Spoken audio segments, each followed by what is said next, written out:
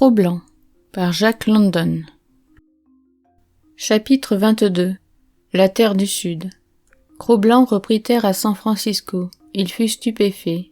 Toujours il avait associé volonté d'agir et puissance d'agir, et jamais les hommes blancs ne lui avaient paru des dieux aussi merveilleux que depuis qu'il trottait sur le lisse pavé de la grande ville.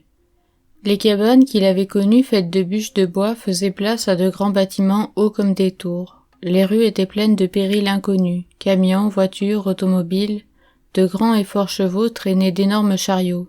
Sous des câbles monstrueux tendus en l'air, des cars électriques filaient rapidement et cliquetaient à travers le brouillard, hurlant leur instance menace comme font les lynx dans les forêts du Nord. Toutes ces choses étaient autant de manifestations de puissance. À travers elles, derrière elles, l'homme contrôlait et gouvernait. C'était colossal et terrifiant.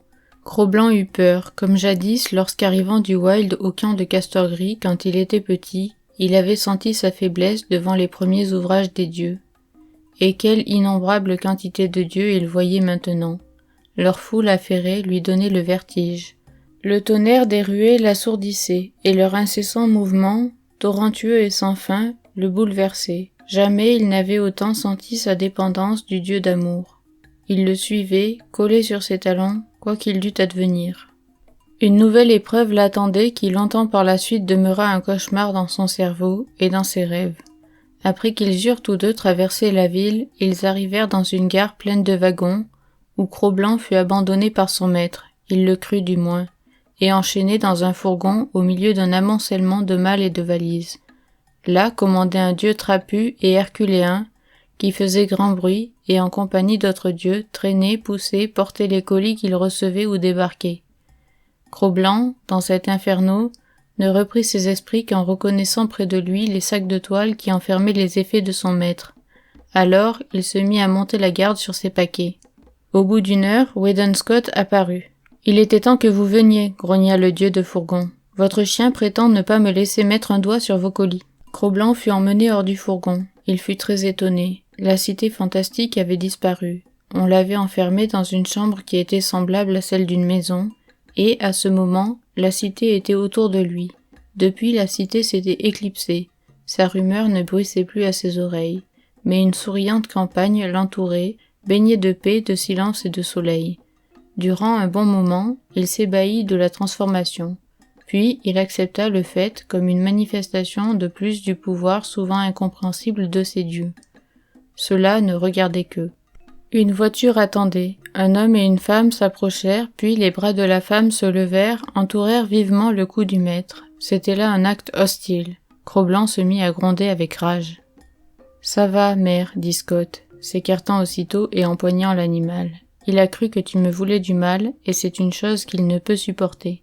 Je ne pourrai donc t'embrasser, mon fils, qu'en l'absence de ton chien, dit-elle en riant, quoiqu'elle fût encore pâle et défaite de la frayeur qu'elle avait éprouvée.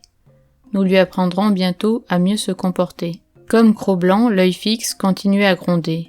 « Couchez, monsieur, couchez !» L'animal obéit à contre-cœur. « Maintenant, mère. » Scott ouvrit ses bras, sans quitter du regard Cro-Blanc, toujours hérissé, et qui fit mine de se redresser. « À bas, répéta Scott. Cro-Blanc se laissa retomber. Il surveilla des yeux avec anxiété la répétition de l'acte hostile. Aucun mal n'en résulta, pas plus que de l'embrassade, qui se produisit ensuite du dieu inconnu. Alors les sacs furent chargés sur la voiture où montèrent le dieu d'amour et les dieux étrangers. Cro-Blanc suivit en trottant, vigilant et hérissé, signifiant ainsi, aux chevaux, qu'il veillait sur le maître emporté par eux si rapidement sur le sol. Un quart d'heure après, la voiture franchissait un portail de pierre et s'engageait sur une belle avenue bordée de noyers qui la recouvraient de leurs arceaux. À droite et à gauche s'étendaient de vastes et vertes pelouses plantées de grands chênes aux puissantes ramures. Au-delà, en un pittoresque contraste, des prairies au foin mûr dorées et roussies par le soleil, des collines brunes couronnées de hauts pâturages fermaient l'horizon. À l'extrémité de l'avenue s'élevait, à flanc de coteau, une maison aux nombreuses fenêtres et aux porches profonds. Cro-Blanc n'eut point le loisir d'admirer tout ce beau paysage, car la voiture avait à peine pénétré dans le domaine qu'un gros chien de berger, au museau pointu et aux yeux brillants, l'assaillait, fort irrité et à bon droit contre l'intrus. Le chien, se jetant entre lui et le maître, se mit en devoir de le chasser. Cro-Blanc, hérissant son poil, s'élançait déjà pour sa mortelle et silencieuse riposte, lorsqu'il s'arrêta brusquement, les pattes raides, troublées et se refusant au contact. Le chien était une femelle, et la loi de sa race interdisait à Cro-Blanc de l'attaquer. L'instinct du loup reparaissait et son devoir était de lui obéir. Mais il n'en était pas de même de la part du chien de berger.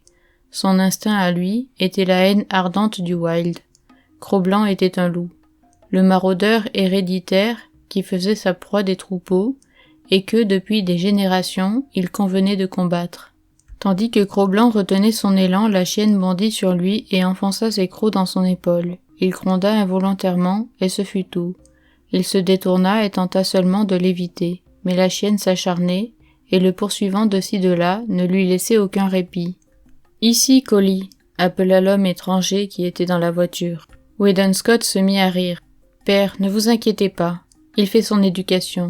Mieux vaut qu'il commence dès à présent. » La voiture continuait à rouler et toujours Collie bloquait la route à Cro-Blanc, refusant malgré ses ruses et ses détours de le laisser passer. Le maître aimé allait disparaître. Alors, désespéré, Cro-Blanc, se souvenant d'un de ses vieux modes de combat, donna à son adversaire une violente poussée de l'épaule. En une seconde, la chienne fut culbutée, et tandis qu'elle poussait des cris perçants, Cro-Blanc détalait pour rejoindre la voiture, qu'il trouva arrêtée au seuil de la maison. Là, il subit une nouvelle attaque. Un chien de chasse bondit sur lui de côté sans qu'il le vît, et si impétueusement qu'il ne put résister au choc et roula par terre sans dessus-dessous. En proie à une rage folle, il bondit à son tour, aussitôt relevé, et c'en était fait du chien si Collie, remise sur ses pattes, ne fut revenue de plus en plus furieuse contre le brigand du wild. Elle fonça à angle droit sur Cro-Blanc, qui pour la seconde fois fut renversé sur le sol. À ce moment, Weedon Scott intervint. Il se saisit de Cro-Blanc, tandis que son père appelait les chiens. « Voilà, dit Scott, une chaude réception pour un pauvre loup de l'Arctique. Il est connu pour n'avoir été jeté bas qu'une seule fois dans sa vie, et il vient de l'être ici 2 fois en 30 secondes. » D'autres dieux étrangers étaient sortis de la maison. Un certain nombre d'entre eux restèrent à distance respectueuse, mais 2 femmes recommencèrent l'acte hostile de se suspendre au cou du maître. Cro-Blanc, cependant, toléra cet acte, aucun mal ne semblant décidément en provenir, et les bruits que les 2 femmes dieux faisaient avec leur bouche ne paraissant pas menaçants. Tous les dieux présents se mirent ensuite en frais de gentillesse envers lui.